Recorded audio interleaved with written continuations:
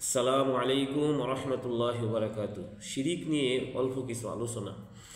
শিরিক সম্পর্কে আল্লাহ তাআলা কুরআন মাজিদের মধ্যে অনেক জায়গার মধ্যে শিরিক সম্পর্কে আলোচনা করছেন, হাদিসের মধ্যে নবী করিম সাল্লাল্লাহু আলাইহি ওয়াসাল্লাম আলোচনা করছেন। তবে এখানে আমি কয়েকটা কুরআন মাজিদের আয়াত বলতেছি।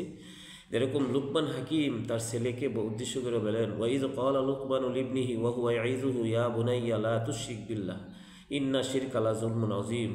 যে বলে লুকমান হাকিম বলে, হে আমার প্রিয় ছেলে, তুমি আল্লাহর সাথে কাউকে শরিক করো না, কারণ শিরিক হইতেছে সবচেয়ে বড় গুনাহ। আর শিরিক করার দ্বারা আল্লাহ তাআলা জান্নাত হারাম করে দেয়, জাহান্নাম তার ঠিকানা। যেরকম বলে, ইন্নাহু মাই ইউশরিক বিল্লাহ ফাকাদ হারামাল্লাহু আলাইহিল জান্নাহ ওয়া মাওয়াহুন নার ওয়া মা লিয-যালিমিনা মিন আনসার। বলে, নিশ্চয়ই যে ব্যক্তি আল্লাহর সাথে শিরিক করে তার জন্য জান্নাত হারাম এবং জাহান্নাম তার বাসস্থান, এবং অত্যাচারীদের কোনো সাহায্যকারী হবে না।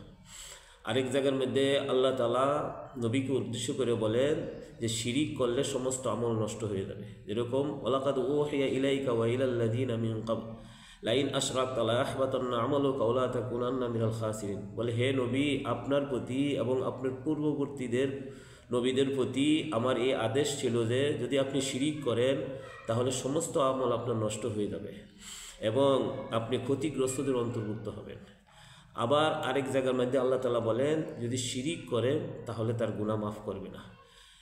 ইন্নাল্লাহা লা ইয়াগফিরু আইয়ুশরাকা বিহি ওয়া ইয়াগফিরু মা দুনা যালিকা লিমান ইয়াশা। আল্লাহ তাআলা বলেন যে ব্যক্তি শিরিক করবে, আল্লাহ তাআলা নিশ্চয়ই যে ব্যক্তি শিরিক করবে আল্লাহ তাআলা তাকে মাফ করবেন না। তবে শিরিক ব্যতীত যদি অন্য গুনাহ হয় তাহলে আল্লাহ তাআলা চাইলে মাফ করে দিতে পারেন।